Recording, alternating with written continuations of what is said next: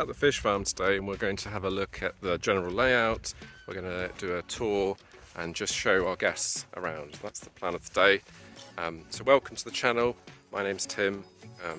I started this fish farm hub with a bunch of people, and we are very excited on this trip because we've got two guests with us, Alex and Nigel, who I'll bring on screen and you'll get to see them. But they are helping us to roll out more hubs across East Africa to start with.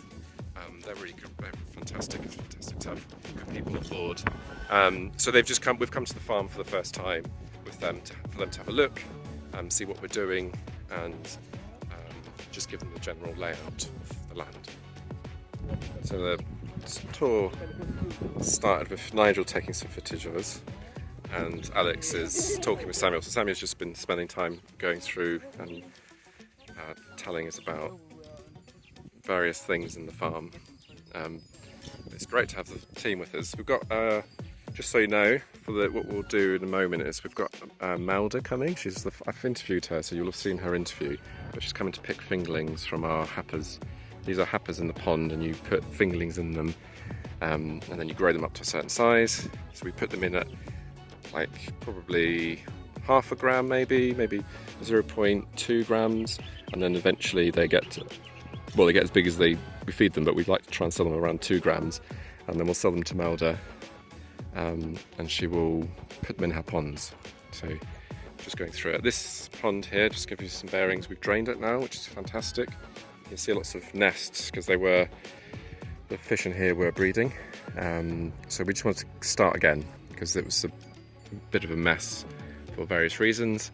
This one's empty as well, it's just filled with water, but we had the F1 generation here. So these were the fingerlings that were the next generation. So we came with F0 from Lake Chogga, which was like a 14-hour overnight drive with fish in here, oxygen to keep them alive, treated them, and then those parents produced the first generation, F1, and then F1 came into this pond to grow them up so that we had the next generation of producing eggs. And actually we've got about 300 of those fish they're resting at the moment, but they were in that pond at the end, and we've collected the fingerlings and they're in here, and so that's what we're going to be selling today. So it's very cool, I like it.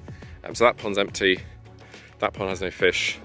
This pond, Pond Isaac, has some fish that we are breeding. So they were about, I think last I looked, there were about 40 grams in that fish, and this has just got everything left in this pond. So anything that is mixed sex, different sizes, we'll just put them in here for somewhere to store them, and eventually we'll get rid of these.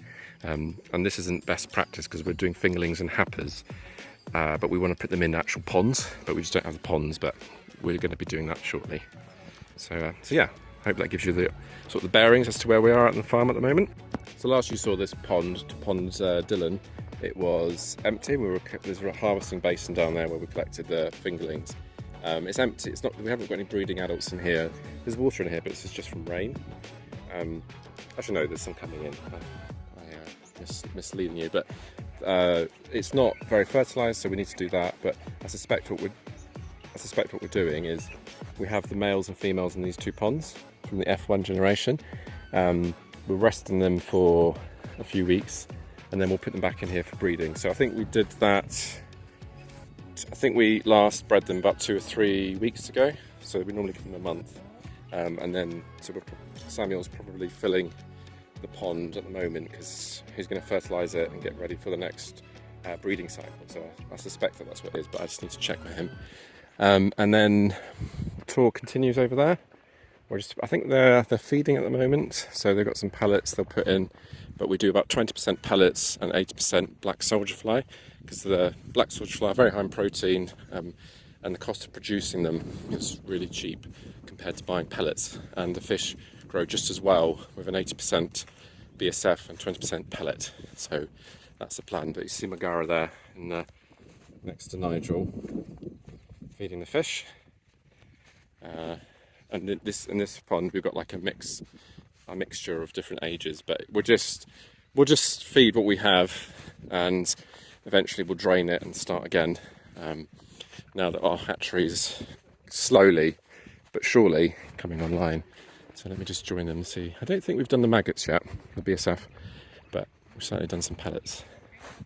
About to finish the tour. Still waiting for Malda, our farmer, to get the fingerlings. I'll capture some of that, put that in another video, but you can just see this is what I like. It's Pauson and Alex taking notes about something. So I just finish with this shot. This is really the only fish that would grow properly, and they're about 40 grams. The water's very green, as you see, and I can see fish coming up to the surface and just feeding on the green at the top. And then when you move, they sort of go, you hear the ripples and they go back down. And you can see a little bit of water's coming in, but that's just, there's a pipe that goes into the bushes here, and it's just a secondary source of water just in case. So it's just not, we haven't blocked it, so just a little bit of trickle through, not significant in any way. You can see where we actually control the water properly there. That's where there's no water coming in because it's blocked that end, but this, we might as well just leave it. And then you can see the lovely green.